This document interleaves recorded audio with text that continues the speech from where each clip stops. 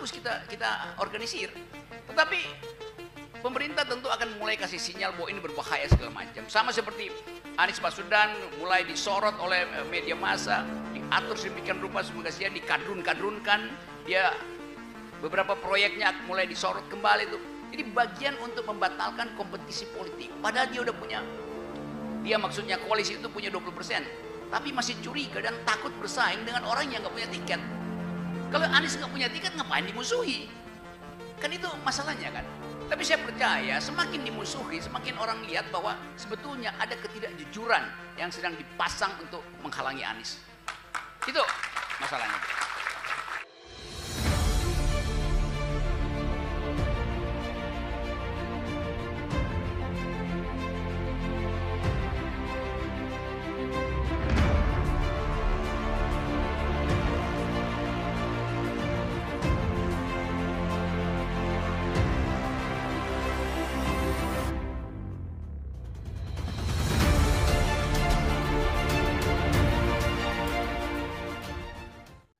Baik Pak, kembali ke tadi Pak, kita ke tema utama tentang ACT.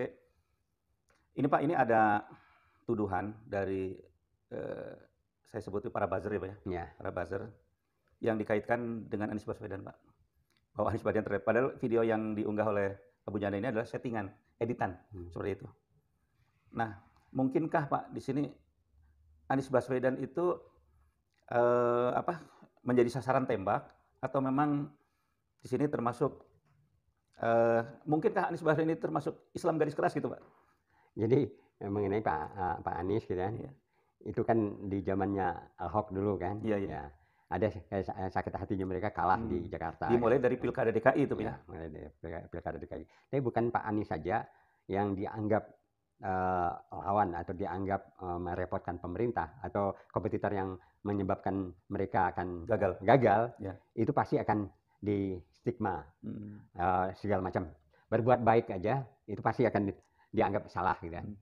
Dan itu mereka pergunakan memang buzzer dan influencer, dan itu kan diakui juga oleh buzzer itu bahwa mereka dibina. Betul, dibina. Nah, bahkan mengakui juga dibiayai kok gaji mereka gede katanya. Dan biayanya tidak sedikit loh. Ya. Seperti yang katakanlah tokoh-tokoh bangsa yang juga kritis seperti Rizal Ramli kan, yang tidak katakanlah bukan seperti Anies yang selalu ada panggung kan, itu juga mereka kena sasaran juga ya. Sasaran juga. Rocky Gerung kena sasaran juga, betul. Gatot Nurmantio, jadi ada skandal-skandal mereka jadikan ini, padahal nggak ada sama sekali. Tapi masyarakat kita kan sebenarnya udah mulai cerdas, sangat cerdas sekarang. Dan mereka udah nggak, cuma ini akan dijadikan buat mereka adalah di kampung-kampung. Yang di kampung-kampung ini kan nggak tahu tentang informasi, ya kan? Kalau untuk masyarakat menengah atau masyarakat perkotaan, mereka punya informasi dan mereka udah paham. Nah sekarang kalau yang katakanlah yang sibuk di pekerjaan mereka di nelayan, di petani, yang nggak pernah lihat-lihat yang begini kan, mereka termakan. Itu yang jadi sasaran mereka sebenarnya. Gini Pak, sebenarnya rakyat ya Pak pada umumnya, termasuk juga umat Islam, kan sebenarnya berharap Pak supaya rezim sekarang ini cepat berakhir Pak, dan ada sosok yang bisa menggantikan, yang bisa ada perubahan secara signifikan.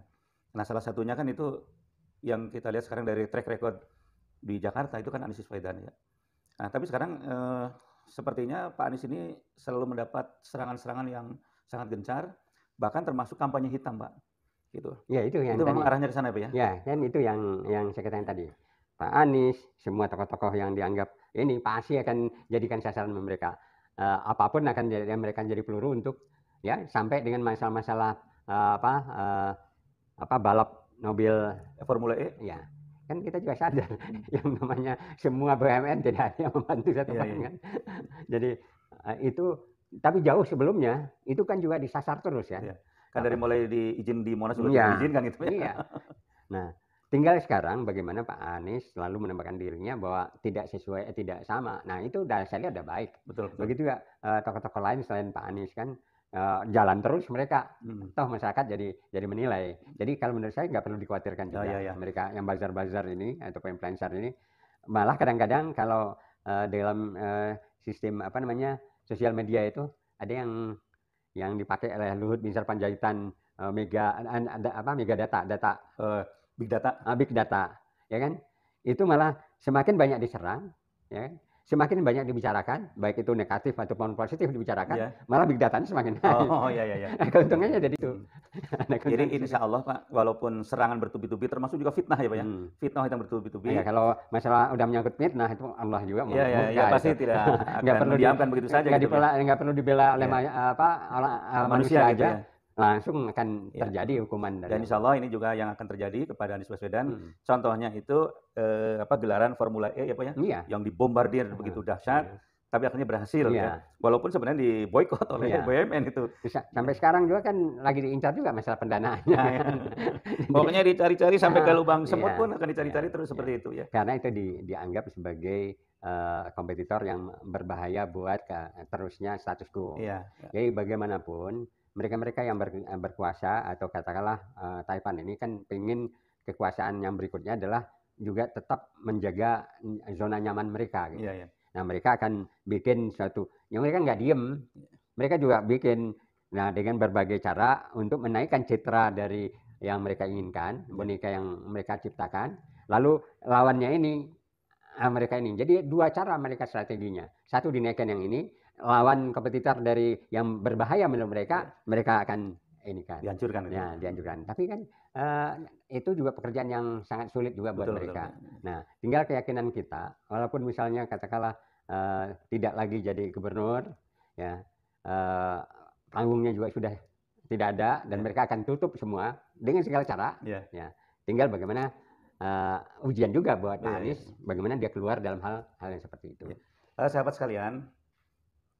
Memang kalau dilihat dari keadaan yang terjadi sekarang ini, memang sepertinya sangat sulit kita keluar dari permasalahan.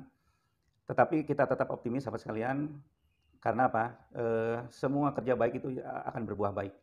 Dan di atas kekuatan kita itu masih ada kekuatan yang maha kuasa. Ya. Allah menyatakan manusia berbuat siasat, berbuat makar, Allah pun berbuat makar, dan makar Allah pasti akan terjadi. Jadi berhubungan dengan pemimpin yang akan datang, mudah-mudahan ini kita akan bisa terwujud dan kita akan bisa merubah keadaan yang sekarang sehingga kita ada perubahan secara signifikan. Bismillahirrahmanirrahim. Assalamualaikum warahmatullahi wabarakatuh. Sahabat HS Official yang dirahmati Allah, alhamdulillah berkat dukungan dan doa-doa dari sahabat sekalian, kami tetap bersemangat untuk terus merintis pembangunan masjid dan pesantren tahfidz Al-Quran di atas lahan sekitar 1 hektar di daerah Cipatat, Kabupaten Bandung Barat. Barangkali ada di antara sahabat seorang dermawan yang tertarik untuk berinvestasi akhirat guna membangun masjid dan pesantren tahfidz Al-Quran. Mari bergabung bersama kami di Yayasan Pesantren Indonesia. Bagi sahabat yang tergerak hatinya untuk berinvestasi akhirat, silakan hubungi kami di 089 6617 1543, yaitu Ustadz Daud Abdul Jabbar Al-Hafidh, atau di 0811 2268 830, yaitu Dr. Insinyur Wawan Gunawan, atau salurkan zakat, infak, dan sodakoh sahabat sekalian ke rekening BRI 7509100764505 atas nama Yayasan Al-Biro. Terima kasih atas dukungan dan partisipasi sahabat sekalian.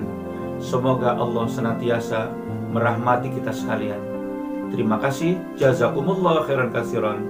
Wassalamualaikum warahmatullahi wabarakatuh.